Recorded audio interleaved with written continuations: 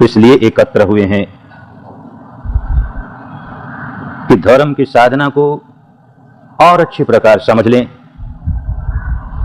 साधना के बारे में कहीं कोई उलझन हो, कोई शंका हो, कोई संदेह हो, कोई बात समझ में ना आई हो तो उसे समझ लें और समझकर उसका अभ्यास करें। धर्म सुनना 38 मंगलों में से एक मंगल है। काले न धम्म सवनं एतं मंगलम उत्तमं। उचित समय पर धर्म का श्रवण करना उत्तम मंगल है। धर्म सुना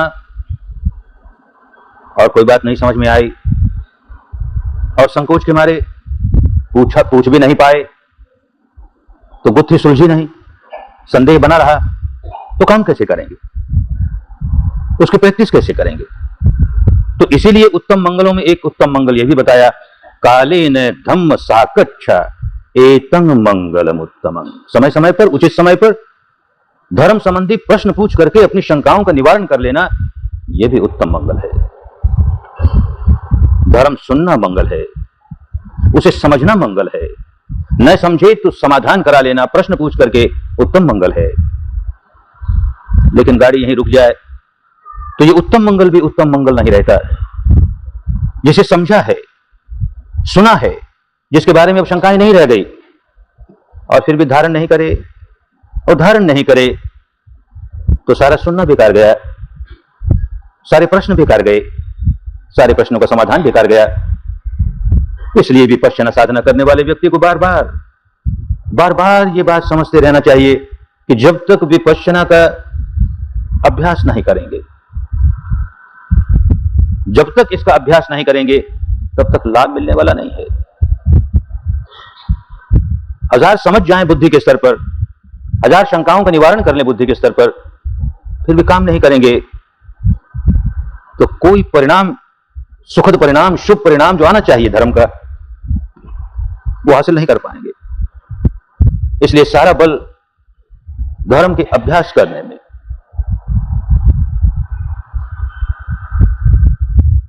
भाषा के शब्द अलग अलग प्रदेशों में पहुंचते पहुंचते अपना अलग अलग अर्थ पलट लेते हैं। ऐसा भाषा विज्ञान का अपना एक नियम है। ये जो बार बार हम अभ्यास अभ्यास शब्द कहते हैं, यहां के एक प्रदेश में अभ्यास कहते हैं पुस्तक पढ़ने को। बच्चा अभ्यास कर रहा है, विद्यार्थी अभ्यास कर रहा है, पुस्तकें पढ़ रहा है, उसे परीक्षा देनी है। अभ्यास के मूल अर्थ का इससे कोई लेन देन नहीं, गलत बात हो गई, शब्द का दुरुपयोग हो गया। अभ्यास के माने अनुभव कर रहा है, प्रैक्टिस कर रहा है, किताबें पढ़ के याद कर रहा है, उसका अभ्यास से लेन देन नहीं होता। तो उसी अर्थ में समझें अभ्यास शब्द को कि सच्चाई अनुभूति पर उतर रही है कि नहीं। जैसे विपश्यना का काम है कि हमारे बिगड़े हुए स्वभाव को पलटना, हमारे मानस के बिगड़े हुए स्वभाव को पलटना। कोई व्यक्ति केवल यही सोचता रहे कि बिगड़े हुए स्वभाव को ऐसे पलटना चाहिए, ऐसे पलटना चाहिए, ऐसे पलटना चाहिए, और जब कभी उससे पूछे कि कैसे पलटना चाहिए तो झट जवाब दे देगा, ऐसे पलटना चाहिए, ऐसे पलटना चाहिए। 100 में 100 मार्क मिल जाएंगे उसे इम्तिहान में। उसने पलटने का काम नहीं किया, काम नहीं किया तो अभ्यास नहीं किया, उसे अभ्यास नहीं मानो। पुस्तकें पढ़ करके, पुस्तकें रट करके किसी बात को समझ लेना, उसे याद कर लेना, उसे अभ्यास नहीं कहना चाहिए। कोई कहता भी है तो कहता रहे, पर यह समझे कि अभ्यास सही माने में वही है कि जो हमारी अनुभूति पर उतरे। आपने यहां संतों की वाणी में इस शब्द का बार बार प्रयोग हुआ है, करत करत अभ्यास के जड़ मति होत सुजान। करत करत अभ्यास की जड़ मति होत सुजान। बार बार अभ्यास करते करते मूर्ख से मूर्ख व्यक्ति भी, जड़ बुद्धि व्यक्ति भी समझदार हो जाता है, अनुभव कर रहा है। बार बार अनुभव करता है तो अब गलत काम नहीं करता, अब सही काम करने लगता है। बार बार उसका अभ्यास करने माने अनुभव द्वारा सच्चाई को समझते समझते इतना गहरा असर उसके मन पर पड़ता है कि वो बदल जाता है, अपने स्वभाव को पलट लेता है। रसरी आवत जात ते ओ सिल पर परत निशान। कुएं पर कोई रस्सी जोर से पानी निकालता है, वो रस्सी बार बार कुएं की दीवार को रगड़ खाती है, बार बार रगड़ खाते खाते वहां निशान पड़ जाता है। वो तो पत्थर का दीवार है, शिला है, और ये तो मामूली रस्सी है, लेकिन क्योंकि बार बार उसे छू रहा है, उसे छू रही है रस्सी, एक निशान पड़ गया। ठीक इसी प्रकार बार बार अनुभव करते करते करते करते पलट जाएगा, स्वभाव पलट जाएगा। इस माने में अभ्यास को समझना चाहिए। अनुभव हो, उस रस्सी के छूने का अनुभव हो रहा, उस पत्थर को जो बेजान है उस पर भी उसका असर पड़ रहा है। हमारे मानस पर अनुभूति का ऐसा अनुभव हो कि मानस का बिगड़ा हुआ स्वभाव पलटना शुरू हो जाए और पलटते पलटते पलट जाए। तो कालीन धम्म श्रवणं, उचित समय पर धर्म का श्रवण करना। किस लिए? कि अनुभव में धर्म कैसे उतारें उसे हम भूल जाएं तो फिर सुन लें, अनुभव में धर्म कैसे उतारें उसे फिर सुन लें। अपने मानस के बिगड़े हुए स्वभाव को सुधारने का काम करना है, उसे कैसे सुधारें उसे फिर सुन लें। नहीं समझ में आया तो जैसे अभी धर्म सेवकों ने, सेविकाओं ने पर्चे दे दिए हाथ में, बहुत से लोगों ने पर्चे लिए, हम खुश हुए, धम्म सा कच्छा। अब धर्म के बारे में ये प्रश्न करेंगे, अच्छी बात है, करने चाहिए, ये दूसरा उत्तम मंगल है। प्रश्न करने चाहिए किस लिए? जिज्ञासु भाव से। एक बात नहीं समझ में आई, जिज्ञासा है, उसे जानना चाहते हैं, जिज्ञासु भाव से। और साधक हैं तो लक्ष्य सामने है कि क्या साधना करनी है। जिज्ञासा किस बात की? ये सूरज पूरब से क्यों उगता है, इसकी जिज्ञासा पूर्ति कर लेने पर भी हमारा कोई कल्याण होने वाला नहीं है। ये पत्ता क्यों हिला, इसकी जिज्ञासा पूरी कर लेने पर भी हमारा कल्याण होने वाला नहीं है। किस बात की जिज्ञासा? तो लक्ष्य क्या है? तो साधक मुमुक्षु होता है, लक्ष्य मुक्ति है।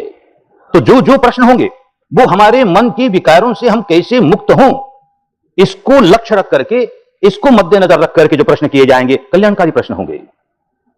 विवाद के लिए कोई व्यक्ति प्रश्न करेगा, अरे हमारी तो ऐसी मान्यता और वो सर्वोत्तम मान्यता। ये व्यक्ति, भले हमने इसका एक शिविर ले लिया तो क्या हुआ, ये व्यक्ति हमारी बात तो मानता नहीं ना, ये हमारी दार्शनिक बात तो मानता ही नहीं ना, तो इससे बहस करेंगे, इसको सिखाएंगे, ये क्यों नहीं मानता, हम इसको मनवा के छोड़ेंगे। बेचारा अपना समय खराब कर देगा और उनका समय खराब कर देगा। विवाद के लिए धर्म प्रश्न नहीं हुआ करते। धर्म सभा है, सभी साधक हैं, सभी साधिकाएं हैं। सार्वजनीन सभा में इस तरह के पागल लोग आते हैं, हमारा क्या बिगड़ता है, हम मुस्कुराते हैं। लेकिन धर्म सभा में जहां के सारे साधक हों, साधिकाएं हों, और प्रश्न बड़ी समझदारी के साथ करना चाहिए कि हमको विधि के बारे में जो संदेह है, बात नहीं समझ में आए, इस माने में संदेह है, उसका खुलासा करना है, स्पष्टीकरण करना है, तो उसके लिए हम प्रश्न करके समाधान चाहते हैं। प्रवचन तो बार बार सुनते हैं, यहां जो आया है, जो आई है, कम से कम एक शिविर तो जरूर अटेंड किया है, तो 10-11 प्रवचन तो सुने हैं ना। अब एक और नया प्रवचन क्या होगा, उसी बात को दोहराएंगे, कहीं भूल गए हो, अच्छा उसको याद दिला दिया। तो जहां कोई बात समझ में नहीं आई हो, प्रवचनों की बात शिविर में न समझ में आई हो, कोई प्रवचन की बात यहां न समझ में आई हो, तो उसके बारे में प्रश्न करके अपनी शंका का समाधान कर लेना अच्छी बात है, उत्तम मंगल की बात है। लक्ष्य यही होना चाहिए, मैं मुमुक्षु हूं, मुझे अपने विकारों से मुक्ति पानी है और किसी पर एहसान नहीं कर रहा, अपने भले के लिए। जब तक विकारों का गुलाम रहूंगा तब तक दुखियारा। दुनिया की कोई शक्ति मुझे सुखी नहीं बना सकती जब तक कि मेरे भीतर विकार जाग रहे हैं, और विकार तो जागी रहे हैं, ये सच्चाई हम स्वीकार करें।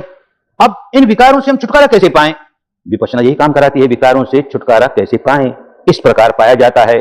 तो जिस प्रकार पाया जाता है वो तरीका न समझ में आया हो तो फिर समझने की कोशिश करें, उसमें कोई दोष की बात नहीं। बात तो विपश्यना की इतनी सरल है, इतनी सरल है, फिर भी समझ क्यों नहीं आती। एक आदमी किसी अंधेरी कोठरी में बैठा हो, आंख खोले तो भी उसको कुछ दिखाई नहीं दे, उस अंधेरी कोठरी के बाहर आए जहां प्रकाश है, तो उसको ट्रेनिंग देने की जरूरत नहीं कि देख, अब तो देख सकता है ना, तो देखना, अरे आंख है और रोशनी है, सामने का जो दृश्य है वो सारा दिखाई देगा। उसकी ट्रेनिंग क्या होगी? ट्रेनिंग यही है कि हम अंधकार में जो बैठे हैं, आंख खोले तो भी कुछ नहीं दिखाई देता, इस अंधकार के बाहर रोशनी में आए, रोशनी में आते ही सारी बात समझ में आने लग जाएगी। हम रोशनी में आना ही नहीं चाहें और उस अंधकार में रहें और समझना चाहें कि प्रकाश कैसा होता है, रोशनी कैसे होती है और रोशनी में दृश्य कैसे दिखाई देते हैं, तो कल्पना ही करते रह जाएंगे ना, अनुभूति कैसे होगी। विपश्यना यही कराती है, हमें अंधकार से प्रकाश की ओर ले जाती है। हमारे अंदर गहराइयों तक इतना अंधकार छाया हुआ कि अपने भीतर क्या हो रहा है इसको कभी जानने का, देखने का, समझने का कोई काम ही नहीं किया, कोई प्रयत्न ही नहीं किया। ये प्रयत्न शुरू कर दे, ये परिश्रम शुरू कर दे तो अंधेरा दूर होता चला जाए। अंधेरा दूर होता चला गया तो सच्चाई क्या है उसे जानने के लिए कोई ट्रेनिंग की जरूरत नहीं, सच्चाई क्या है वो तो सामने है, बहुत स्पष्ट मालूम होगी। मैं व्याकुल हुआ, ये सच्चाई है। अंदर साक्षी भाव से, दृष्टा भाव से, तटस्थ भाव से, विपश्यना भाव से जब देखना शुरू करता है तो सच्चाई सामने आती है। व्याकुल हूं, ये व्याकुलता है, ये दुख है, ये बेचैनी है, ये अशांति है, ये सच्चाई है। दूसरी बड़ी बात ये समझ में आती है कि क्यों व्याकुल हूं। जब तक बाहर बाहर ही देखता है केवल, तो ऐसे उस आदमी को कहेंगे जो अंधेरे में बैठा है और प्रकाश की कल्पना कर रहा है, प्रकाश में दिखने वाले दृश्यों की कल्पना कर रहा है। वो आदमी न प्रकाश को जान पाएगा, वो आदमी न प्रकाश में दिखने वाले दृश्यों को जान पाएगा, क्योंकि वो अंधेरे में बैठा है। जो व्यक्ति अपने भीतर सच्चाई को देखने का कोई काम करता ही नहीं, या जैसे करना चाहिए वैसे नहीं करता, तो अंधेरे में है। हजार उसे समझाने की कोशिश करें, उसके बाद पल्ले नहीं पड़ेगी। बुद्धि के स्तर पर कहेगा हाँ खूब समझ गया, लेकिन वैसा ही अंधा है, वैसा ही अंधेरे में है, उसको कोई फर्क नहीं पड़ा। और जैसे देखना चाहिए वैसे भीतर देखना शुरू कर दे तो कुछ समझाने की जरूरत नहीं होती। सचमुच जैसा देखना चाहिए वैसे देखना शुरू किया कि सच्चाई अपने आप प्रकट होने लगी। देख व्याकुल होना, बेचैनी है ना, अशांति है ना, और देख व्याकुलता का सही कारण ये है ना, सही कारण ये है ना, मूल कारण तो ये है ना। आंख खोल के बाहर ही बाहर देखता है तो सारे कारण बाहर ढूंढता है। बेचैन तो हुआ मैं, इस बात को मैं स्वीकार करता हूं, लेकिन बेचैन इसलिए हुआ कि बाहर ऐसे व्यक्ति ने ये कह दिया, ये कर दिया, बाहर ऐसी घटना घट गई अथवा नहीं घटी, बाहर ऐसी परिस्थिति पैदा हो गई या मैं चाहता था वैसी परिस्थिति नहीं पैदा हुई, इस मारे में व्याकुल हुआ। तो अपनी व्याकुलता का कारण जब तक आदमी बाहर देखता है तब तक सच्चाई को नहीं देख रहा। भीतर देखने लगता है तो अपनी व्याकुलता का कारण बड़ा स्पष्ट मालूम होने लगता है। और विपश्चित साधक हैं तो पहला काम तो यही करना होता है कि देख मैं बेचैन हुआ, क्यों हुआ? कोई विकार जागा ना, मैंने अपनी क्षमता खो दी ना, मैंने अपने मन का संतुलन खो दिया ना, बाहर किसी ने कुछ कहा, कोई गाली दी, कोई अपमान किया, वो बाहर की घटना, मेरे भीतर क्या होने लगा? मेरे भीतर तो प्रतिक्रिया हुई ना, और प्रतिक्रिया हुई तो मैंने क्रोध पैदा किया ना, मैंने द्वेष पैदा किया ना, मैंने घृणा पैदा की ना, अरे इसलिए व्याकुल हुआ। तुरंत मालूम होगा कि मैंने विकार पैदा किया इसलिए मैं व्याकुल हुआ। गाली देने वाला 1000 गाली दे, मैंने अगर विकार नहीं पैदा किया मैं तो नहीं व्याकुल होता। मेरी अनचाही बात 1000 हो जाए बाहर, मैंने विकार नहीं पैदा किया, मैं तो नहीं व्याकुल होता। अरे तो व्याकुलता मेरे द्वारा जगाए हुए मेरे विकार की है, मैंने अपने भीतर विकार जगाया कि व्याकुल हुआ, विकार जगाया कि समता खोई, संतुलन खोया, व्याकुल हो गया। ओ तो मेरी व्याकुलता का कारण मेरे भीतर है। जब जब विकार जगाता हूं, क्रोध जगाऊं, द्वेष जगाऊं, ईर्ष्या जगाऊं, भय जगाऊं, वासना जगाऊं, अहंकार जगाऊं, कोई विकार जगा लूं, जगाते ही व्याकुल हो जाता हूं। जगाते ही चित्त की समता खत्म हो जाती है, जगाते ही चित्त का संतुलन खत्म हो जाता है, बड़ा बेचैन हो जाता हूं। विकार दूर हुआ, अब देख रहा आपने भीतर, ये देख विकार दूर हुआ, मेरी बेचैनी दूर हो गई, मेरा दुख दूर हो गया, मेरी अशांति दूर हो गई, बाहर की घटना वैसी की वैसी है, कोई फर्क नहीं पड़ा, मैंने विकार दूर कर लिया और मैं शांत हो गया, मैं सुखी हो गया।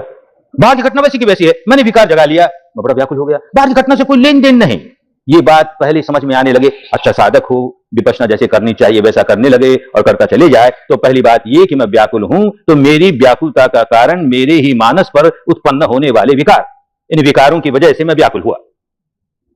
विपश्यना करता जाए तो और गहराई से बात समझ में आनी शुरू हो जाए, आखिर विकार क्यों जगा? ये क्रोध मैंने क्यों जगाया, ये वासना मैंने क्यों जगाई, ये भय मैंने क्यों जगाया, ये अहंकार मैंने क्यों जगाया, कोई भी विकार जो मैंने जगाया क्यों जगाया आखिर? तुरंत मालूम होगा कि शरीर में एक संवेदना चली, दुखद संवेदना चली, तो तिरस्कार का संस्कार, द्वेष का, द्रोह का, दुर्भावना का, दूर करने का, इस तरह के जितने संस्कार हैं, क्योंकि मुझे लगा कि ये तो बड़ी दुखद संवेदना है, तो उसकी प्रतिक्रिया स्वरूप मैंने इस प्रकार के द्वेषात्मक संस्कार मैंने जगाए। और जब सुखद घटना घटी, सुखद लगा, बाहर घटना सुखद और भीतर की संवेदना सुखद, तो मैंने समेटने वाले संस्कार बनाए, वो दूर करने वाले संस्कार थे, अब समेटने वाले बनाए, राग जगाया। फिर भाषा का अंतर, कहीं कहीं राग क्रोध को कहने लगे, राग का अर्थ होता आसक्ति, अपनी ओर समेटना, मेरा है, जैसे लोभ कहें, तो लोभ का संस्कार बनाया, मन की क्षमता खुद व्याकुल हो गया, बेचैन हो गया। खूब समझ में आने लगेगा कि ये शरीर पर जो संवेदनाएं चलती हैं, इन संवेदनाओं की वजह से ही मैं राग जगाता हूं अथवा द्वेष जगाता हूं, और इनके संतान जितने अन्य संस्कार हैं वो सारे संस्कार जगाता हूं और व्याकुल हो जाता हूं। तो कारण सारा भीतर और आगे बढ़ेगा, इस प्रकार की संवेदनाएं क्यों जागी? तो जो बात हर शिविर में आकर के सुनते हैं, ये शरीर, ये भौतिक शरीर और ये मानस, इन दोनों का परस्पर क्या संबंध है, ये दोनों एक दूसरे को कैसे प्रभावित करते हैं, ये दोनों कैसे इंटरैक्शन करते हैं, एक की वजह से दूसरा किस प्रकार प्रभावित हो जाता है, दूसरे की वजह से पहला किस प्रकार प्रभावित हो जाता है। ये केवल थ्योरी की बात नहीं, केवल सिद्धांतों की बात नहीं, अपने भीतर ये बात समझ में आने लगती है। मानस किस प्रकार काम करता है, तो रोज शिविरों में सुनते हो, मानस के 4 खंड, विज्ञान, संज्ञा, वेदना, संस्कार, माने जानना, पहचानना, संवेदनशील होना और प्रतिक्रिया करना। तो कोई भी घटना बाहर घटे या कोई चिंतन भीतर चले, दुनिया के साथ हमारा जो संपर्क है वो केवल इन 5 इंद्रियों से है। आंखों से रूप का संपर्क हुआ तो हमने रूप की दुनिया जानी, कान से शब्द का संपर्क हुआ, हमने शब्द की दुनिया जानी, नाक से गंध का तो गंध की दुनिया, जीभ से रस का तो रस की दुनिया, किसी स्पर्शव्य पदार्थ का शरीर की त्वचा से स्पर्श हुआ तो स्पर्श की दुनिया। 5 दरवाजों पर दुनिया के अस्तित्व को हम अनुभूति के स्तर पर जानते हैं। और जिस समय इन 5 दरवाजों पर कोई घटना नहीं घटती है, तब ये बावला मानस, एक छठा दरवाजा है मन का, इन पांचों दरवाजों पर उसे पहले क्या क्या अनुभूति हुई उसको लेकर चिंतन शुरू करता है। तो रूप का चिंतन करेगा, शब्द का चिंतन करेगा, गंध का चिंतन करेगा, रस का चिंतन करेगा, स्पर्शव्य पदार्थ का चिंतन करेगा। इन पांच को छोड़ करके छठा चिंतन नहीं उसके पास। तो अब वो जबकि इंद्रियों पर और काम नहीं हो रहा है, तो उस इंद्रिय पर काम होना शुरू हुआ, तो विचार होना शुरू हुआ। विचार का विषय भी और विचार का दरवाजा भी भीतर। इन बाकी पांचों इंद्रियों के दरवाजे भीतर शरीर पर, लेकिन इनके विषय बाहर। तो चाहे बाहर के विषय हो, चाहे ये छठा इंद्रिय का भीतर का विषय हो, इनके स्पर्श होते ही मानस का वो हिस्सा जिसे विज्ञान कहते हैं, कॉन्शियसनेस कहते हैं, झट सिर उठाता है, कुछ हुआ, इस दरवाजे पर कुछ हुआ, कान के दरवाजे पर, कि नाक के, कि जीभ के, कि त्वचा के, कि मन के, कुछ हुआ। इतने में मानस का दूसरा हिस्सा कहता है क्या हुआ, तो ये हुआ, पहचानता है उसे, पहचान के नहीं रह जाता, उसका मूल्यांकन करता है, अच्छा हुआ, बुरा हुआ। इतने में जो संवेदना चली, स्पर्श होते ही जो तरंग चली शरीर में, अच्छा हुआ कहते ही सुखद होने लगती है, बुरा हुआ कहते ही दुखद होने लगती है, सारा प्रपंच समझ में आने लगेगा। शब्द आए कान में, कान भी भौतिक पदार्थ, जो शब्द आया वो भी भौतिक पदार्थ, लेकिन मन से संबंध हो गया उसका, क्योंकि जाने कौन, कान नहीं जानता शब्द आया है, जो शब्द आया वो नहीं जानता कि मैं कान से टकराया हूं। मानस का वो हिस्सा जिसे विज्ञान कहते हैं, कॉन्शियसनेस कहते हैं, उसने जाना। तो माइंड ने अपना पार्ट प्ले करना शुरू कर दिया। घटना घटी, भौतिक पदार्थ का भौतिक पदार्थ से स्पर्श हुआ, आंख का रूप से स्पर्श हुआ, भौतिक पदार्थ का भौतिक पदार्थ से स्पर्श हुआ, नाक का गंध से, जीभ का रस से, कान का शब्द से, त्वचा का किसी स्पर्शव्य पदार्थ से, भौतिक पदार्थ का भौतिक पदार्थ के साथ टकराव हुआ, और मानस ने अपना काम करना शुरू कर दिया। इन दोनों का इंटरेक्शन कैसे होता है, साधक यही देखता है ध्यान से, कैसे इंटरेक्शन हो रहा है। कहां बात तो हुई कान और शब्द की, कान और शब्द टकराए, ये कहां से आ गया, कौन जाना, कान नहीं जान रहा, वो शब्द नहीं जान रहा, ये मानस का हिस्सा जान रहा, कुछ हुआ, कान के दरवाजे पर कुछ हुआ। अच्छा साधक होगा और आगे बढ़ जाओगे तो देखोगे कुछ हुआ कि पहले एक बात और हो गई। कान से जैसे ही कोई शब्द टकराया कि सारे शरीर में एक झंकार उठी, जैसे कांसे के बर्तन को छेड़ दिया, सारे शरीर में झंकार उठी।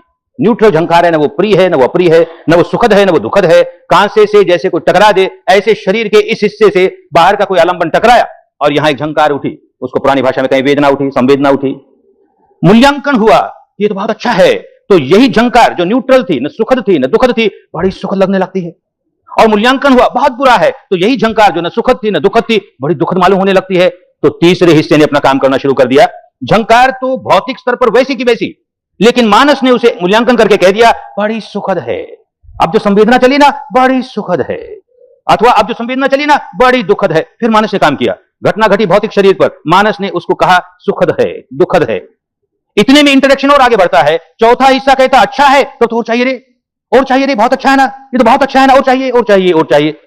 और जब संवेदना बड़ी दुखद है तो कहता नहीं चाहिए और नहीं चाहिए, दूर हो, ये दूर हो, ये मुझको नहीं चाहिए। मानस का चौथा हिस्से का काम करना शुरू कर दिया। ये मानस के चार हिस्से किस प्रकार शरीर के साथ जुड़ गए, तो शरीर की तरंगे और मानस की तरंगे एक दूसरे को प्रभावित करती हुई ये सारा प्रपंच अपने भीतर ही भीतर चले जा रहा है। इसको हजार कोई आदमी बुद्धि से समझ ले, ऐसे दो चार प्रवचन सुन के कहे अब मैं सब समझ गया, शरीर का और इस मानस का क्या संबंध है और किस तरह से प्रतिक्रिया होती है और किस तरह विकार बनाते हैं और किस तरह विकार से निकल जाते हैं, मैं खूब समझ गया। समझा कुछ नहीं, अनुभव नहीं हुआ ना। वो तो पुस्तक पढ़ने वाली बात है, जो यहाँ की एक भाषा में अभ्यास शब्द कहते हैं पुस्तक पढ़ने को, बस वही अभ्यास हुआ। ये रसरी आवत जाति, इसका अभ्यास नहीं हुआ, अनुभव वाला अभ्यास नहीं हुआ। अनुभव वाला अभ्यास होने लगेगा तब होश आएगा। देख ये संवेदना न्यूट्रल थी और कैसे दुखद बन गई, देख कैसे सुखद बन गई, और बनते ही ये होश तो नहीं जागा कि ये अनित्य है, बल्कि ये जागा कि मुझे चाहिए या मुझे नहीं चाहिए। राग पैदा किया, द्वेष पैदा किया, ये समझ में आने लग जाए और अनुभव से समझ में आने लग जाए, बस समझो कि उस आदमी का स्वभाव पलटना शुरू हो गया। जिस गलत स्वभाव का गुलाम बन गया था, वो जिस गलत स्वभाव के शिकंजे में ऐसा जकड़ गया था कि उसे खुद को पता नहीं कि मैं अपनी कितनी बड़ी हानि किए जा रहा हूं, ऐसे आदमी को अब अपनी जकड़न मालूम होने लगी कि मैं किस कदर जकड़ा हुआ हूं। जिसको अपनी जकड़न मालूम होने लगी, जिसको अपना बंधन मालूम होने लगा, उसके लिए आसान हो गया अपना बंधन खोलना। जिस बेचारे को यही नहीं पता कि मैं बंधा हुआ हूं और किस प्रकार बंधा हुआ हूं, वो व्यक्ति अपने बंधन खोल लेगा। ये आशा कैसे कर सके? तो पहली बात कि अनुभव से जाने कि मेरा मानस किस प्रकार जकड़ा हुआ है, कितना अपने स्वभाव का, गलत स्वभाव का कितना गुलाम बन गया है, इसको इसके बाहर निकालना है। विद्या काम देगी, और विद्या यही काम देगी कि जब जब संवेदना जागे, किसी वजह से जागे, कोई शब्द आने से जागी, कि कोई रूप आने से जागी, कि कोई गंध आने से जागी, कि कोई रस आने से जागी, कोई स्पर्श होने से जागी, या मन के चिंतन से जागी। इन 6 कारणों के सिवाय 7वां कोई कारण नहीं होता संवेदना का। इन 6 कारणों में से किसी कारण से जागी, उसके डिटेल में जाने की जरूरत नहीं, जागी और देख अच्छी लगने लगी ना, अच्छी लगने लगी। इसका मतलब यही है कि मानस के उस हिस्से ने जो मूल्यांकन करता है, उसने कह दिया बहुत अच्छा है। बुरी लगने लगी ना, तो मानस के उस हिस्से ने कह दिया बहुत बुरा है। अरे अन्यथा क्या अच्छा है क्या बुरा है? होश आवे तो तरंग तरंग है भाई, संवेदना संवेदना है, उत्पन्न होना नष्ट हो जाना, उत्पन्न होना नष्ट हो जाना, ये इसका सहज स्वभाव है। इसमें क्या अच्छा माने, इसमें क्या बुरा माने? सारा संसार तरंग ही तरंग, तरंग ही तरंग, उत्पन्न होना नष्ट होना, उत्पन्न होना नष्ट होना। कोई तरंग बड़ी ऊंची होगी नष्ट होती है, कोई जरा सी ऊंची होकर नष्ट होती है, कोई बड़ी स्पीड के साथ होती है, जरा कम स्पीड के साथ होती है, पर उत्पन्न होकर नष्ट होना स्वभाव तो यही है। क्या अच्छा माने, क्या बुरा माने, ये अनित्य का बोध केवल पुस्तकी बोध हो कल्याण नहीं होता, लाभ नहीं मिला। पुस्तकी बोध हमको अनुभव की ओर ले जाए और अनुभव से जानने लगे कि देख उत्पन्न होता है, नष्ट होता है, सुखद अनुभूति हो रही है तो भी उत्पन्न होना, नष्ट होना, उत्पन्न होना, नष्ट होना, यही इसका स्वभाव है। उत्पादव धम्मिनो, उत्पादव धम्मिनो, उत्पाद होना, वे हो जाना, उत्पाद होना, वे हो जाना, ये इसका ध्रुव धर्म है, इसका स्वभाव है। ये स्वभाव उत्पन्न नष्ट होने वाला स्वभाव नहीं बदला जा सकता, लेकिन जो हमने मानस का ये स्वभाव बना लिया कि प्रतिक्रिया करने लगे, सुखद लगा तो राग की प्रतिक्रिया करने लगे, दुखद लगा तो द्वेष की प्रतिक्रिया करने लगे, ये स्वभाव बदला जा सकता है, क्योंकि ये हमने अपने मूल स्वभाव के विरुद्ध एक गलत स्वभाव पैदा कर लिया और उससे हम व्याकुल होने लगे। तो अपने मूल स्वभाव की ओर जाने के लिए हमको इस गलत स्वभाव से बाहर निकलना है, और बाहर निकलने के लिए उपदेश काम नहीं आएंगे। जैसे ही संवेदना अनुभव हुई वैसे ही पहली बात ये जागी कि अनित्य है ना, क्या सुखद और क्या दुखद, अनित्य है ना, देख अनित्य है ना। यूं जब वो अनित्य के साथ संवेदना को जानना शुरू कर देता है तो राग जागेगा भी, तो बड़ा ढीला पीला जागेगा, गहरी लकीर वाला नहीं, और होते होते होते होते जागना बंद हो जाएगा, राग जागेगा नहीं। मुस्कुराएंगे, अच्छा लगा तो क्या हुआ, अरे अनित्य है। ऐसे ही बुरा लगा तो द्वेष जागेगा भी, तो बड़ा ढीला पीला जागेगा, उसका गहरा प्रभाव नहीं पड़ेगा, पत्थर की लकीर जैसा प्रभाव नहीं पड़ेगा, और धीरे धीरे जागना बंद हो जाएगा। द्वेष क्या है, अरे कितना ही दुखद क्यों ना हो, है तो अनित्य ही आखिर, कितना ही दुखद क्यों ना हो, यूं होश जागेगा, बजाय राग जागने की, बजाय द्वेष जागने के होश जागना शुरू हो जाएगा। बस होश जागना शुरू हो गया तो कहेंगे उसे ज्ञान जागना शुरू हो गया, तो कहेंगे उसे बोधि जागनी शुरू हो गई, बस कल्याण हो गया। बोधि जागनी क्यों शुरू हो गई, ज्ञान जागना क्यों शुरू हो गया, क्योंकि हमने दर्शन किया, अपनी अनुभूति पर सच्चाई को जाने। उसे भारत की पुरानी भाषा में दर्शन कहते थे, सम्यक दर्शन कहते थे। धीरे धीरे शब्द बदलते चले गए, इतना बिगड़ा ये शब्द कि किसी फिलोसफी को दर्शन कहने लगे। आत्मा मानने वाले कहें कि जो आत्मा को मानता वो फिलोसफी, वो सम्यक दर्शन है। आत्मा नहीं मानने वाला कहता है जो आत्मा को नहीं मानता वो सम्यक दर्शन है। परमात्मा को मानने वाला कहता है परमात्मा को जो मानता है वो सम्यक दर्शन है। जो नहीं मानता वो कहता है जो नहीं माने वो सम्यक दर्शन है। आत्मा परमात्मा दो अलग अलग है ऐसा मानने वाला कहेगा बस यही सम्यक दर्शन है। आत्मा परमात्मा एक ही ऐसा मानने वाला कहता है यही सम्यक। बावलापन, सारे देश पर यह बावलापन छा गया। अनुभूति पर जो सच्चाई उतर रही है उस पर बिना किसी लेप के यथाभूत जैसी है वैसी है, जैसी है वैसी है, उसे अनुभव से जान ले तो दर्शन सम्यक दर्शन हुआ। ऐसा जब जान लेते हैं तो ज्ञान सम्यक ज्ञान होता है। अन्यथा तो पुस्तकों का ज्ञान होता है, प्रवचनों का ज्ञान होता है, परंपराओं का ज्ञान होता है, अपने माथे पर जो लेप लगे हैं उन लेप का ज्ञान होता है, सच्चाई का ज्ञान नहीं होता। सच्चाई का ज्ञान नहीं है इसका मतलब सम्यक ज्ञान नहीं है। तो सम्यक दर्शन होगा, सचमुच अपनी अनुभूति से सच्चाई को जानेगा तो दर्शन सम्यक हुआ। जितना जितना जानेगा उतना उतना सम्यक हुआ। ऐसे अपनी अनुभूति के द्वारा जो ज्ञान जागा वो सम्यक ज्ञान होता चला जाएगा। जितना जितना जागा उतना उतना ज्ञान सम्यक होता चला जाएगा।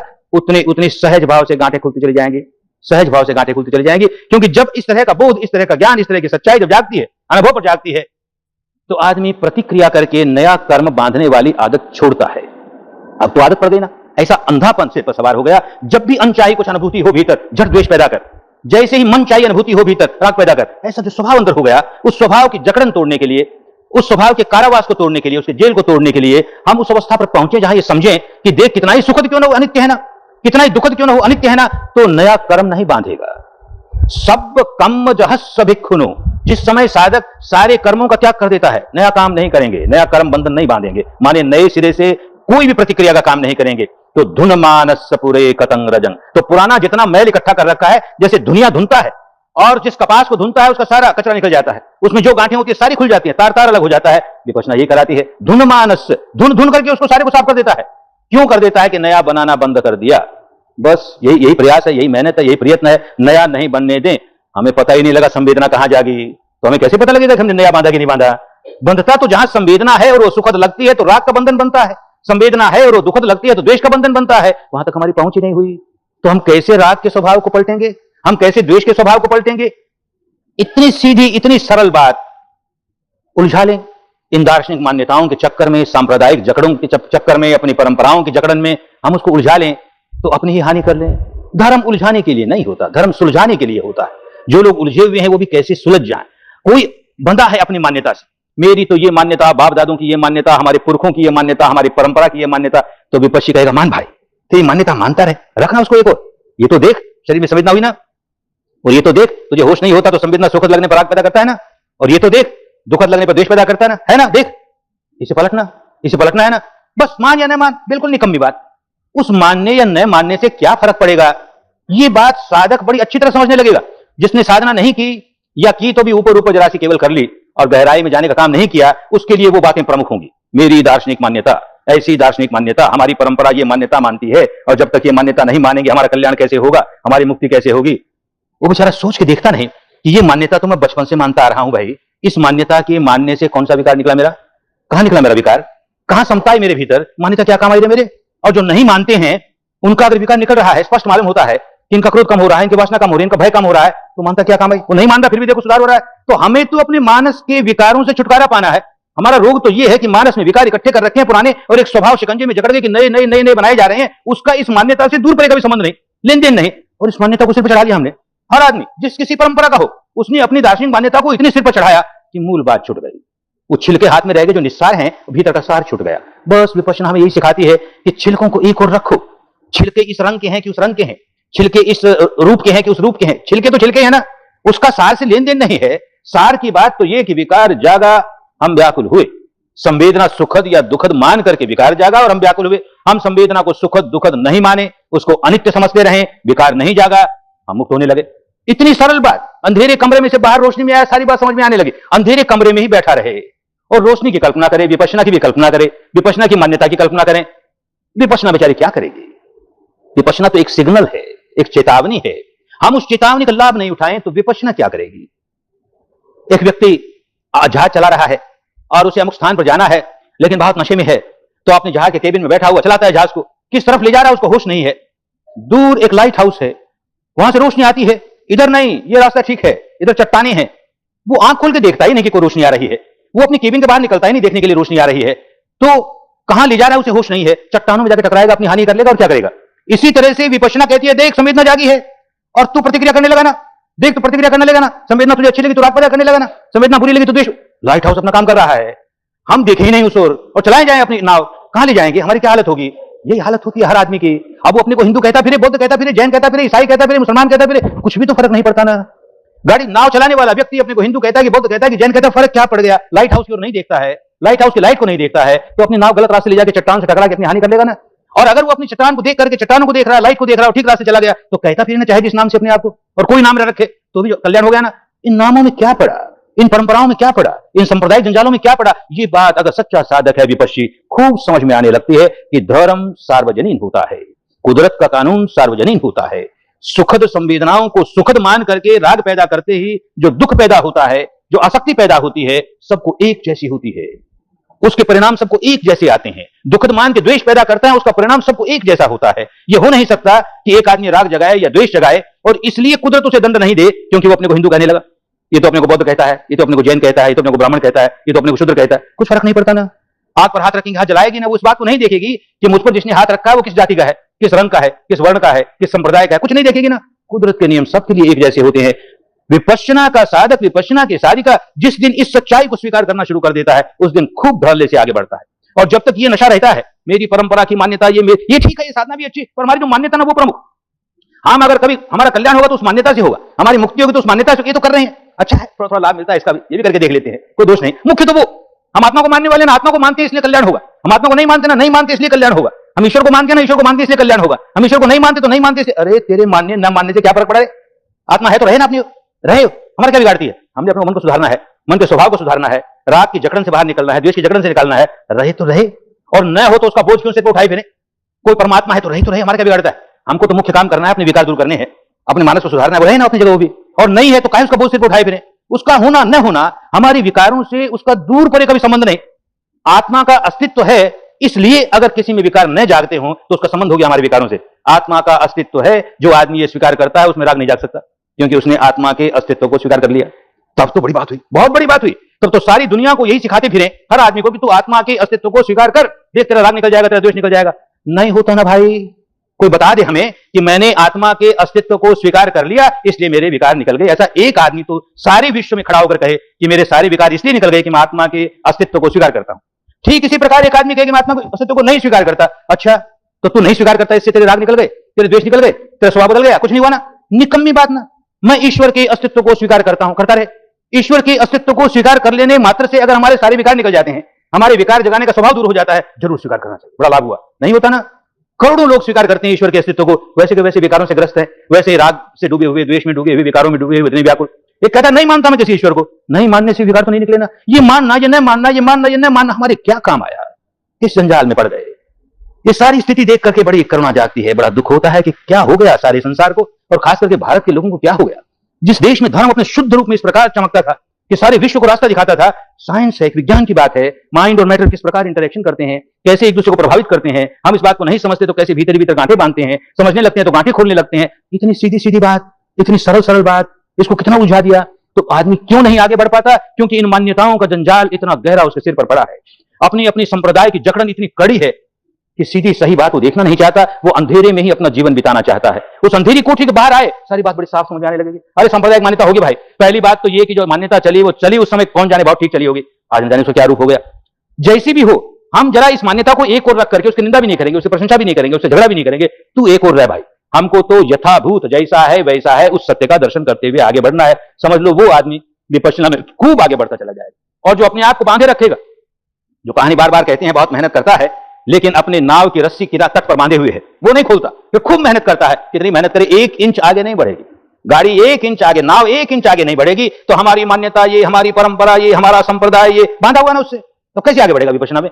विपश्यना तो सारे बंधन तोड़ करके आगे हमको मुक्त अवस्था तक ले जाएगी। तो एक बार उससे छुटकारा पाए, निंदा करके नहीं, झगड़ा नहीं करना। धर्म झगड़ा करना नहीं सिखाता। अरे तो आत्मा मानने वाला कितना मूर्ख, अरे तो आत्मा नहीं मानने वाला कितना मूर्ख। ये धर्म का काम नहीं, ये तो पागलों का काम, संप्रदायवादियों का काम, जो झगड़ा करना नहीं सिखाते हैं धर्म के नाम पर, जिनको धर्म का कुछ पता नहीं।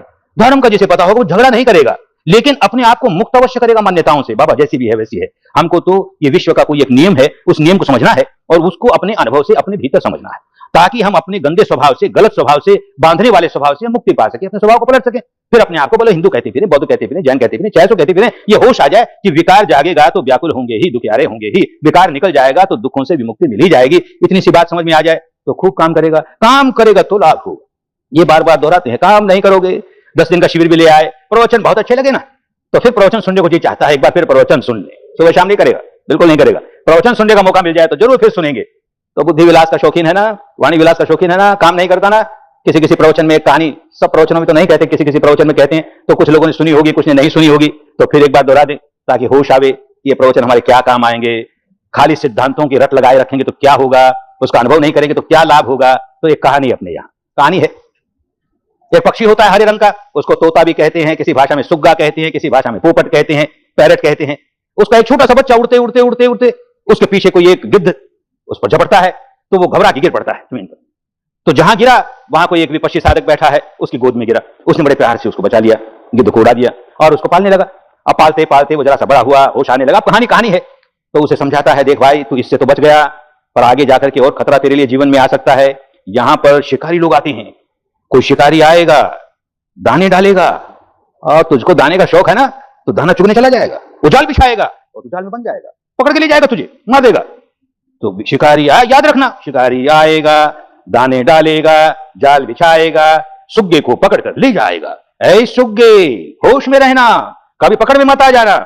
सुग्गे ने रखना शुरू कर दिया, बात समझ में आ गई। शिकारी आएगा, दाने डालेगा, जाल बिछाएगा, पकड़ के ले जाएगा। ऐ सुग्गे, होशियार रहना, होशियार रहना, खूब पाठ करता है। और सचमुच एक दिन शिकारी आया, उसने दाने डाले, सुग्गा दाने टुकने चुगने चला गया, जाल फेंका, जाल में आ गया, जाल में पकड़ करके शिकारी ले जा रहा है और सुग्गा पाठ किया जा रहा है। शिकारी आएगा, दाने डालेगा, जाल बिछाएगा, सुग्गे को पकड़ के ले जाएगा। ऐ सुग्गे, होशियार रहना, सावधान रहना।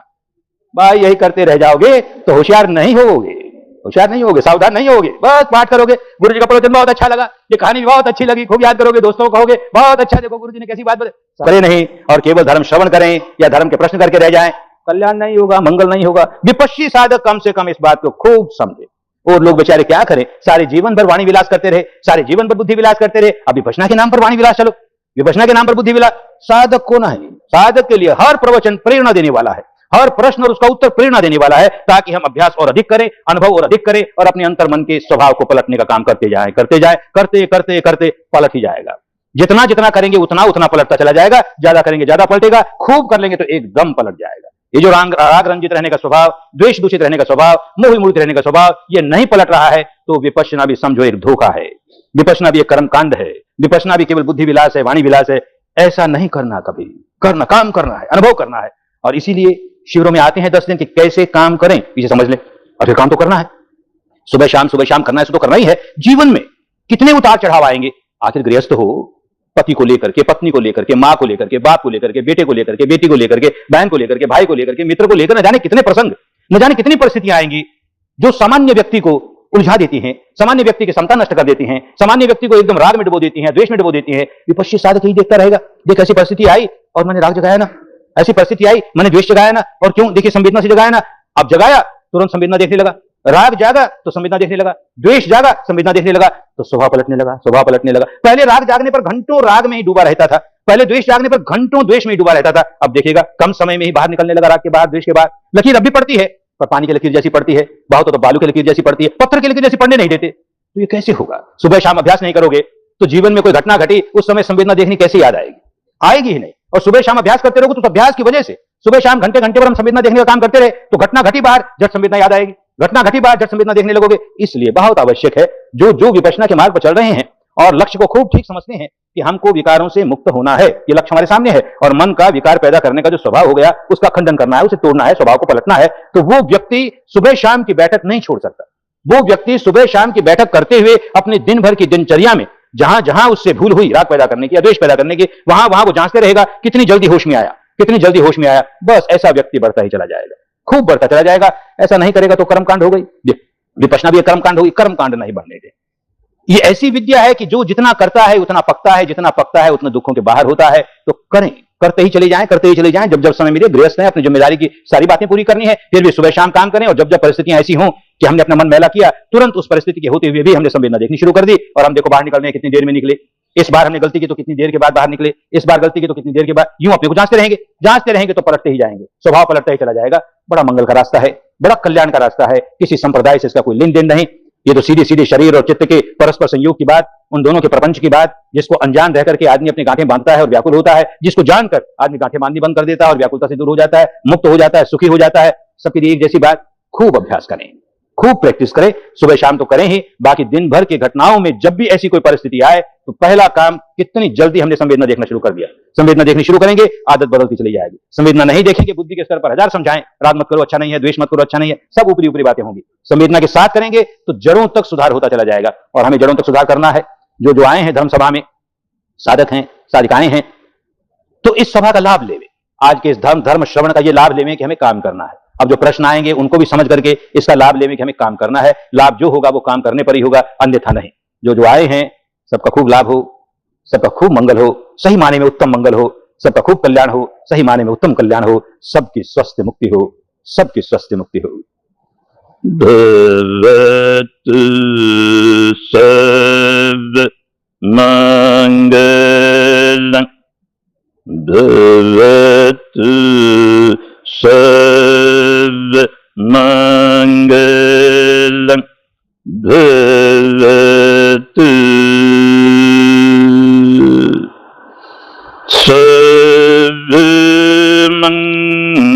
सर्वमङ्गलम्।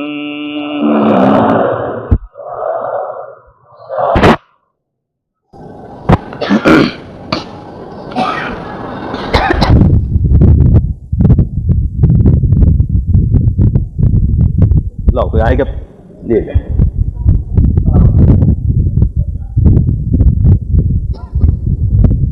प्रश्न आया है, धर्म सेवा करने से साधक को क्या लाभ होता है? धर्म सेवा करते हुए साधक किस तरह का वर्तन करे? दो अलग प्रश्न है। धर्म सेवा करने से क्या लाभ होता है? जिनको जाने की जल्दी उन्हें जाने दें, जो रुके सो बैठ जाए।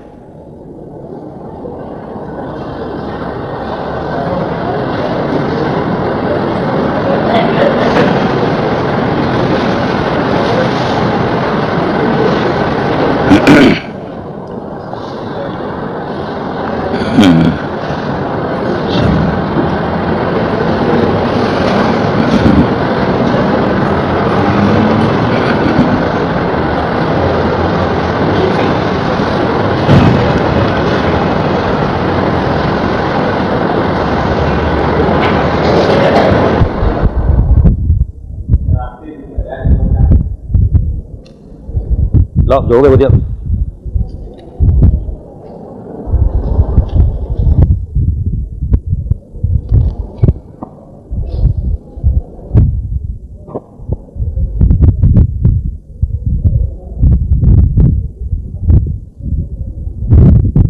धर्म सेवा क्या है? धर्म सेवा करने से साधक को क्या लाभ होता है? धर्म सेवा करते हुए साधक किस तरह का बर्ताव करे। अलग अलग प्रश्न है। धर्म सेवा क्या है? हमारी वो सेवा जो किसी व्यक्ति में धर्म जगाने में सहायक होती है, उसको धर्म सेवा कहते हैं। धर्म सेवा करने से साधक को क्या लाभ होता है? जैसे किसी को भूखे को भोजन देने से हमें क्या लाभ होता है? मन में बड़ी संतुष्टि होती है, बेचारा भूखा था, देखो इसको भोजन मिल गया, तो हमारे मन में बड़ी संतुष्टि होती है। प्यासे को पानी देने से क्या लाभ होता है? ऐसी दुखियारे को धर्म मिलता है, मन में बड़ा संतोष होता है कि बड़ा व्याकुल व्यक्ति था और देखो हमने अपनी ओर से जो हो सका इसकी सहायता की, तो इसको धर्म मिल गया, बड़ा संतोष होता है। और दूसरी बात यह कि हर अच्छा काम जो दूसरे की भलाई करता है उसी को पुरानी भाषा में पुण्य कहते थे। चित्त पुनीत होता है। पुण्य का मतलब ही चित्त को पुनीत करने वाला। वो सारी पारमिताएं हमारी जो कि हमारे चित्त को पुनीत करने का काम करने वाली थी, उनमें धर्म की सेवा सबसे ऊंची पारमी, सबसे ऊंचा पुण्य हमारा। जितना जितना अधिक पुण्य होगा हम देखेंगे हमारी साधना उतनी तेज होती चलेगी, हमारा कल्याण होता चला गया। तो औरों के भले के साथ साथ हमारा भी भला कैसे करें? चित्त में अहंकार जगा करके नहीं करें। मैं इतना बड़ा धर्म सेवक हो गया, सारे लोगों को अब मेरा कहना मानना पड़ेगा, देखो मैं उनके भले के लिए बोलता हूं, फिर भी ये नहीं मानते, ऐसा क्रोध जगाए, ऐसा अहंकार जगाए, तो धर्म सेवा नहीं हुई।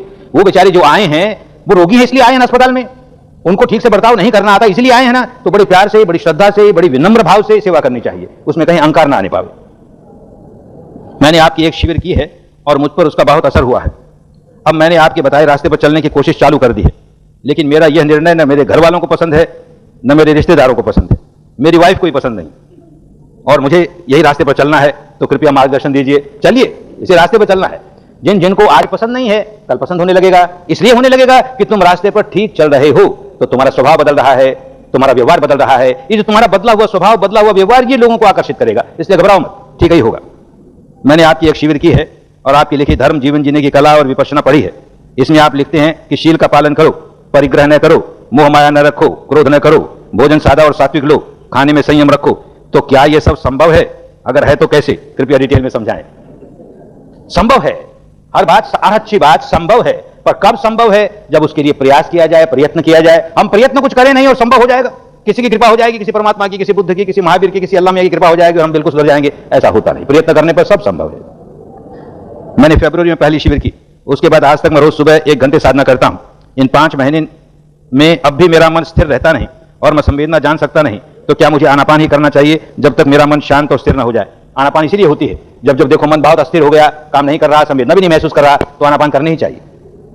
मैंने आपकी एक शिविर की है और मुझे इतना असर किया है कि मैं आपके बताए रास्ते पर चलना शुरू कर दिया, लेकिन मेरा इस धर्म के रास्ते पर चलना घर वालों को पसंद नहीं। अब मेरी उम्र 27 वर्ष है, घर वाले कहते हैं कि इस उम्र में पैसा कमाना चाहिए, मोक्ष शोक करनी चाहिए, संसार के हर सुख को भोगना चाहिए, और जब तुम 50 साल के हो जाओगे तब धर्म करना। क्या करें? ये लेख है ना अपने पुराने। भारत में 2 बातों ने भारत का बहुत बड़े नुकसान किया। एक तो ये बात कि ये 4 वर्ण अलग अलग जन्म से होते हैं। इतनी हानि की इस बात ने जिसने और किसी दूसरी बात ने नहीं की। अब क्योंकि अमुक घर में जन्म गया इसलिए सारे जन्म भर ये व्यक्ति ब्राह्मणी रहेगा, अमुक घर में जन्म गया सारे जन्म भर ये वैश्य ही रहेगा कि क्षत्रिय रहेगा। कि ये एक ऐसी बड़ी कोड देश को लग गई कि इस कोड के बाहर निकले बिना देश कभी आगे बढ़ नहीं सकेगा। एक बात। और ये 4 आश्रम बना दिए, ये ब्रह्मचर्य आश्रम, उसके बाद गृहस्थ आश्रम, उसके बाद वानप्रस्थ आश्रम, उसके बाद संन्यास आश्रम। तो ये जो भक्ति का काम, की श्रद्धा का काम, की साधना सब बुढ़ापे में करेंगे। अभी तो मोक्ष शोक का समय है, पढ़ाई का समय है, फिर मोक्ष शोक का समय है, फिर देखेंगे वो देखेंगे जीवन भर देखता ही चला जाता है। न तो वो कभी गृहस्थ छोड़ के सन्यासी होता है, न वानप्रस्थ होता है, और न वो कोई साधना करता है, सारा जीवन खो देता है। अरे चारों आश्रम एक साथ चलते हैं, चारों वर्ण एक साथ चलते हैं आदमी में। कभी एक आदमी, वही आदमी ब्राह्मण भी बन जाता है, शूद्र भी बन जाता है। तो हम शूद्र न बन के ब्राह्मण बने, अपना शुद्रत्व तो खोएं, उसके बाहर निकलें। ऐसे ही हम पागलपन जो करते हैं उसके बाहर निकलें और हम अच्छे जीवन जिए, ब्रह्मचर्य का जीवन जिए। ये सारी बातें एक साथ सीखता चला जाएगा तो इस बीमारी से निकल जाएगा। मान्यताएं जो हैं बहुत हानिकारक हैं, मान्यताओं से बाहर निकलो, जान्यताओं की ओर जानो और तब मानो, अन्यथा मत मानो। Respected Guruji, it is okay to meditate in a room where light, fan or air condition is on. In room where somebody else is sleeping, which is suitable time and atmosphere in meditation. Every time is suitable, every time is appropriate. If you have more time, you can meditate number of hours. Otherwise, I say 1 hour in the morning, 1 hour in the evening. If you have fans, then the direct air that comes in contact with your body will not allow you to feel the sensations on the body. If you are under a strong light, then that light will not allow you to feel the sensations on the body. That is why especially the new students, by new student I mean not only students who have taken one course, and even a number of courses, unless they are ripened, it is always good to meditate in a place where direct air and direct light does not come in contact. मैंने 7 शिविर किए हैं। सांस बहुत फूलने लगा है, जब साधना करने बैठो तो सांस फूलता है, जिससे अधिष्ठान तो हो ही नहीं पाता। क्या करें? पहली बात तो ये अधिष्ठान मत करो। घर में अधिष्ठान करना जरूरी नहीं है, बड़ी आसानी से जो अधिष्ठान कर सकता है बिना किसी कठिनाई के वो अवश्य करे, मनाही भी नहीं है। लेकिन जोर जबरदस्ती अधिष्ठान जैसे शिविरों में करते हो वैसे घर में नहीं करना चाहिए। शिविरों में जोर जबरदस्ती अधिष्ठान करके जो उखाड़ा है उसको साफ करने के लिए दिन भर काम मिल गया, यहां तो फिर उखाड़ा है फिर काम में लग गए, तो अधिष्ठान का लाभ नहीं हुआ। घर में अधिष्ठान अनिवार्य है ऐसा नहीं माने। और जब सांस फूलता है या कोई कठिनाई आती है इस तरह की शरीर की, लेट जाए, शरीर को एकदम धीमा छोड़े और बड़े धीमे सांस पर शरीर को ढीला कर दें और बड़े धीमे सांस पर कुछ देर ध्यान करें, फिर हथेली पर, फिर पगतली पर, फिर धीमे सांस पर, हथेली पर, पगतली पर। ये जो शरीर का विकार उठा जोरों से, वो अपने आप दूर हो जाएगा, छुटकारा हो जाएगा। I have attended 2 courses of Vipassana at Igatpuri, but I have got habit of reacting with my sensations. You advise me to continue Anapana for half hour. Whether Anapana is sufficient for me, at least not to react. Yes, in the beginning you have to take advantage of your Anapana so that your mind becomes stronger, and then you start practicing Vipassana, train your mind not to react. The old habit was to react, and because of the old habit you will keep on reacting. But still, if you practice, you will come out of it, and for practicing, first step is Anapana. Nothing wrong in that. सूक्ष्म से सूक्ष्मता तक पहुंचने के लिए क्या करना चाहिए, और उसे जाने के लिए हम सूक्ष्मतम स्थिति में, और कैसे जाने कि हम सूक्ष्मतम स्थिति में पहुंच गए हैं। सूक्ष्मतम स्थिति में पहुंच जाओगे तो किसे पूछने नहीं आओगे। सूक्ष्मतम स्थिति तो इंद्रियों के परे की स्थिति है, तो उसकी क्या व्याख्या करेगा कोई, लेकिन वहां कैसे पहुंचे, बस विपश्यना जैसे बताएगी वैसे करते चले जाओ, अपने आप सूक्ष्मता की ओर बढ़ते चले जाओगे।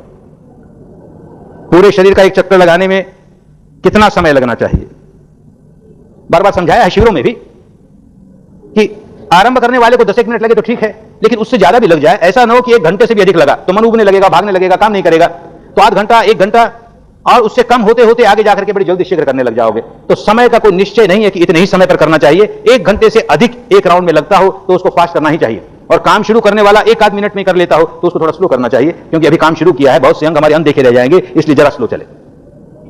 तंद्रा या सुस्ती लगती हो तो क्या करें, सांस तेज करो, उठ के चलो थोड़ी देर, तो तंद्रा दूर हो जाएगी। बच्चों के शिविर के बारे में जानकारी दीजिए, व्यवस्था वाले जानकारी देंगे, इनसे मिल ले।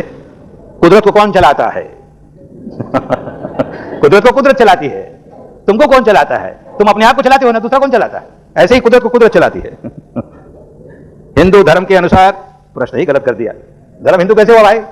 हिंदू संप्रदाय के अनुसार यूं कहो, हिंदू मान्यता के अनुसार यूं कहो। क्या कहना चाहते हो?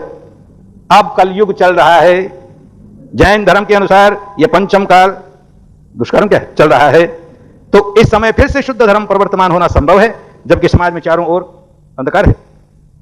जरूर संभव है। ये जो बातें उड़ाई गई, जिन्हें अभी तो ऐसा काल है इसमें मुक्ति हो ही नहीं सकती, अभी तो ऐसा काल है इसमें ये हो ही नहीं सकता, वो किन लोगों ने उड़ाई कि जिनके पास साधना का कोई मार्ग नहीं था। अब आचार्य तो हो गए और आते हैं लोग पूछने के लिए, महाराज हम क्या करें, कैसे ध्यान करें? अरे क्या ध्यान करोगे, अब तो पूजा कर लो, पाठ कर लो, नाम जप लो, या हमको भेंट चढ़ा दो, हमको नमस्कार कर लो, बस कृपा हो जाएगी। इससे आगे क्योंकि खुद नहीं जानते ना, तो जो अंधकार का समय बीता 2000 का, इस 2000 वर्ष के अंधकार में ये सारी बातें पनपी, इसको आगे नहीं बढ़ाना चाहिए। हर समय धर्म के लिए अच्छा समय है, नहीं करते हैं तो कलयुग है, और धर्म धारण करने लगे सतयुग हो गया। तो सतयुग बनाने वाले हम लोग हैं, सतयुग के हम गुलाम नहीं, सतयुग हमारा गुलाम बन जाएगा। कलयुग के हम गुलाम नहीं, कलयुग हमारा गुलाम बन जाएगा। हम अपनी शक्ति पहचाने और काम में लगे।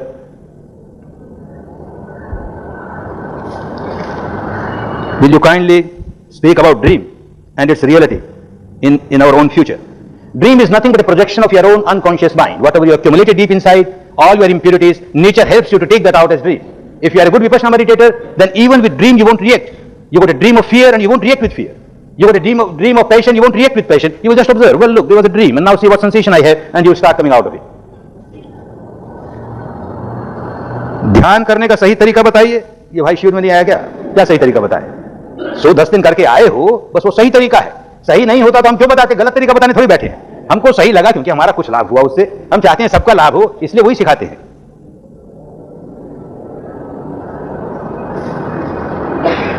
What is the role of the brain in the process described by you? Brain is a very gross, solidified, material base for the mind. And if the mind becomes all right, you will find that your brain is getting all right. So the most important thing is the mind and how it works. If you go deep in Vipassana, you will start changing the habit pattern of your mind. And then you find all the organs of your body start working better, properly. क्या आप बता सकते हैं कि मेरी smoking की आदत क्यों नहीं जाती? इसलिए नहीं जाती कि तुम स्मोक करते हो। तुम स्मोक नहीं करोगे, आदत चली जाएगी। क्या करना चाहिए? तुम गुलाम हो, अपने स्मोकिंग की आदत के गुलाम हो, और विपश्यना हमें हर गुलामी से मुक्त करती है। तो जिस समय तुम्हें स्मोक करने की अर्ज उठे, मन में ऐसी कामना उठे कि चलो एक सिगरेट तो ले ले, यूं जब उठती है उस समय तुरंत नहीं छू लेना, सिगरेट को दूर रखना। कम से कम 10-15 मिनट तक छूना नहीं उसे। 10-15 मिनट तक इस सच्चाई को जानते रहो कि मेरे भीतर स्मोक करने की, सिगरेट पीने की एक तमन्ना उठी है, एक अर्ज उठी है। और देखें इसके साथ साथ शरीर में क्या होने लगा। तो शरीर में इस प्रकार की संवेदना हो रही है, मन में इस प्रकार की एक तमन्ना, एक अर्ज उठी है, और शरीर में इस प्रकार की संवेदना हो रही है। और मैंने अनेक बार अपने शरीर की संवेदनाओं को देखा है, ये अनित्य है। तो ये जो मेरे भीतर जो अर्ज उठी है स्मोकिंग की, इसका इन संवेदनाओं से संबंध है, तो ये भी अनित्य है। चलो दोनों को देखते हैं। कब तक रहती है देखते हैं, 10-15 मिनट देखोगे तो छुटकारा हो जाएगा। तो देखना सीखो, जब जब ऐसी अर्ज उठे तो उसके गुलाम होने के बजाय कम से कम 15 मिनट देखना सीखो, धीरे धीरे निकल जाओगे एकदम। I did 10-day course in April 90. After finishing 7th day, I noticed that there is pain in the left ankle area and there is burning sensation in the left side, left sole. It was there for about 1 month. Even now it is slightly there. It is due to what? Due to your accumulated sankharas. Mind and matter are so interrelated. Now you're shaken the deeper level of your mind and things from that accumulated complex started coming up on the surface and they manifest as different sensations on the body. Don't get worried about it. Just observe them. They will pass away. संवेदना तो उत्पन्न होगी, दुखद या सुखद। दुखद संवेदना की कौन सी प्रतिक्रिया उत्तम होगी? कोई प्रतिक्रिया ही उत्तम नहीं होती, उसको देखो बस। इसको हमारा मन दुखद कहता है, अच्छा तू कहता है, देखते हैं तुझे सच में दुखद है क्या, और ये कितनी देर रहती है, इसको देखते हैं, बस दुखद दुखद नहीं लगेगी, अपने आप उससे छुटकारा होता चला जाएगा, प्रतिक्रिया करनी बंद कर दोगे। योगासन और प्राणायाम से विपश्यना अच्छी होती है, अच्छी बुरी नहीं। योगासन और प्राणायाम शरीर को स्वस्थ बनाने के लिए शारीरिक व्यायाम है, ऐसे ही विपश्यना मन को स्वस्थ बनाने के लिए मानसिक व्यायाम है। दोनों एक दूसरे को सहयोग करेंगे, सहायता देंगे। कौन अच्छा कौन बुरा कैसे कहें? पानी अच्छा है कि भोजन अच्छा है? पानी अपनी जगह अच्छा है, भोजन अपनी जगह अच्छा है। ऐसे शारीरिक कसरत अपनी जगह अच्छी है, मानसिक कसरत अपनी जगह अच्छी है, दोनों ही अच्छे हैं, दोनों करो। एक ही बार शिविर किया है, 3 मास हुए, साधना के समय गति तो बढ़ गई है, जैसे आपने कहा था बाल्टी के पानी जितनी गति से ध्यान जाए उतना अभी नहीं हुआ, इसका दुख है। दुख नहीं, जैसा हुआ वैसा हुआ, यथाभूत जैसा हो रहा है बस उतना ही स्वीकार करो। ऐसा क्यों नहीं हुआ, अब ये हो जाना चाहिए, तो उसके प्रति आसक्ति जागी ना, राग जागा ना, क्रेविंग जागी ना, तो विपश्यना नहीं हो रही। जो होगा वो तो भविष्य में होगा, इस समय क्या हो रहा है बस इतना ही जानना है। ध्यान के दरमियान आप पंखे क्यों बंद करवाते हैं? अभी समझाया ना, बंबई के जीवन में पंखे बिना तो बड़ा मुश्किल होता है। बाकी समय बंबई का जीवन बिताओ, घंटे भर की साधना में बंबई के बाहर चले जाओ, अपने आप को मानो बंबई के बाहर करो साधना। अगर नियमित रूप से साधना होने पाए और वक्त मिले तभी हो जाए तो संस्कार निकल सकते हैं कि नहीं, प्रगति हो सकती है कि नहीं। अच्छा हो कि एक समय बांध करके उसी समय करें, लेकिन गृहस्थ हैं उस समय नहीं कर पाते तो उसकी चिंता नहीं करनी, जो समय मिले तभी कर लें, जब करेंगे तभी लाभ होगा, हानि की बात ही नहीं इसमें। मैं 60 वर्ष की अविवाहित महिला हूं, मैं अकेली शांति नगर में रहती हूं और मैं बौद्ध जात की हूं। बौद्ध जात नहीं होती भाई, मुझे कोई लोग आराम से नहीं रहने देते। पैसा कमाने वाली औरत है और बहुत बुरी गाली देते हैं। मेरी जैसी औरत को जीना अच्छा है कि मरना अच्छा है? जीना अच्छा है। विपश्यना इतनी बड़ी विद्या मिली है। ये जो लोग गाली देते हैं खूब समझना चाहिए कि जो व्यक्ति मुझे गाली दे रहा है वो व्यक्ति बड़ा दुखियारा है। गाली कैसे देगा? जब तक अपने भीतर क्रोध नहीं जगाएगा तब तक गाली नहीं देगा, और क्रोध जगाते ही व्याकुल हो जाएगा। तुम स्वयं देखोगे, तुम जब क्रोध जगाती हो तो व्याकुल होती हो कि नहीं होती हो? तो वो गाली दे रहा है, क्रोध जगा रहा है तो बड़ा व्याकुल है ना, तो उस पर करुणा करो, उस पर मैत्री करो, घबराओ क्यों? इसके लिए अपनी जान क्यों दो? अपने को बहुत स्वस्थ रखो, बड़े सुखी रहो। दूसरा क्या कर रहा है, क्या कह रहा है, उसको इतनी इंपोर्टेंस मत दो जिससे हम पागल हो जाए और अपनी हानि कर लें।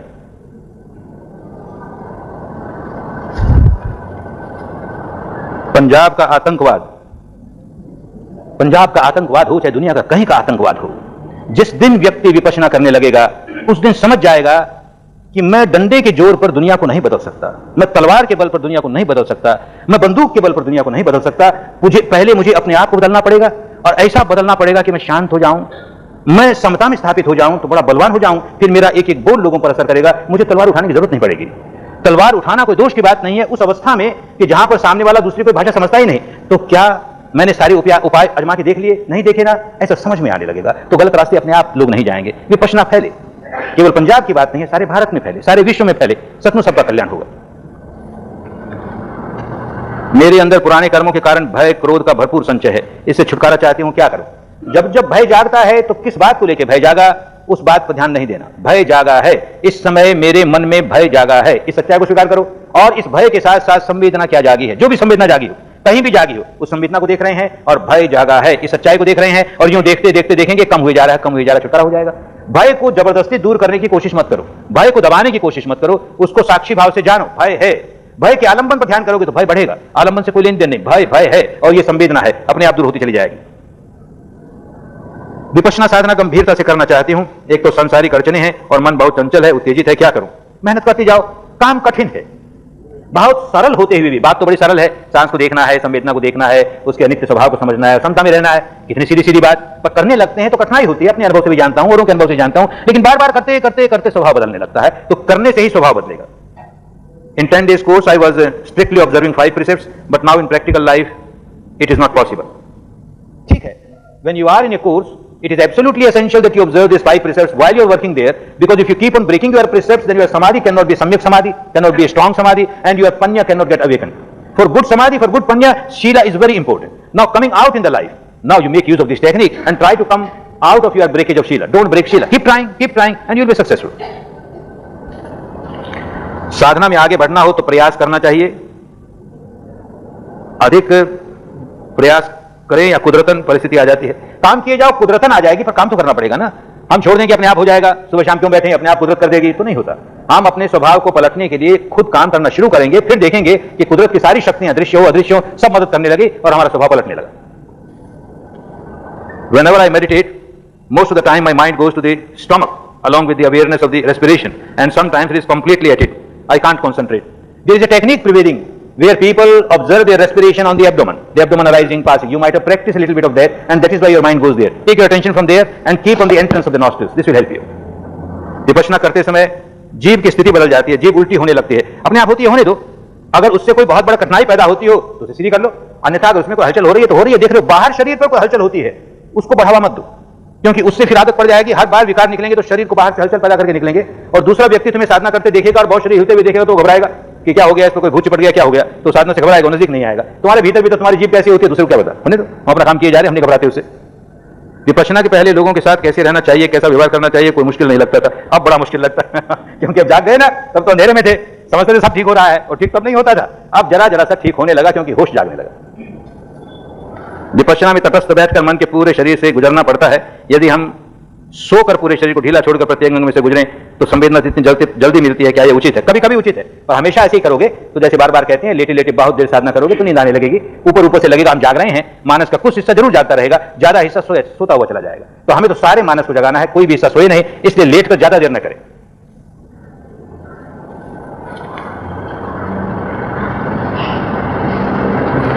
मैं मार्च महीने में धम्मगिरी शिविर में विपश्यना साधना के लिए आया था, मगर विपश्यना लेने के बाद घबराहट महसूस करने लगा। 6 दिन में भाग गया तो क्या किया जाए भाई, जो भाग गया सो भगोड़ा। अब भाग गया वाले को हम क्या समझाएं, अब तो ऐसे भागे हुए को यह भी मुश्किल है कि दूसरे 10 दिन लेते रहे। तो आप तो घर में बैठ के आनापानी करते रहो, विपश्यना मत करो, फिर देखेंगे कब तुम्हारा मौका आता है। भागना नहीं चाहिए शिविर से। जब मन संवेदना जानने से दूर भागता है तब उसे संवेदना जानने में लगाने में बहुत समय लगता है। बहुत समय के बाद भी संवेदना 15-20 मिनट जानकर फिर भाग जाता है, तब क्या किया जाए? आनापान करो। जब जब ऐसी कोई कठिनाई आए आनापान मदद करेगी। क्या पढ़ाई में विपश्यना एकाग्रता लाती है? जरूर लाती है। क्या विपश्यना द्वारा घर के तनाव वाले वातावरण से मुक्ति पाई जा सकती है? इसीलिए विपश्यना करते हैं कि मुक्ति मिलेगी, बस मुक्ति मिली अरे नहीं मुक्ति मिली अभी, अच्छी बात। जिनको देर हो रही है वो चले जाए, क्यों सबको बांध के रखें, औरों को जिनको मुक्ति चाहिए वो चले जाएं, जो अभी कुछ देर और रुकना चाहे रुके, 4-5 और उनके जवाब दे देंगे।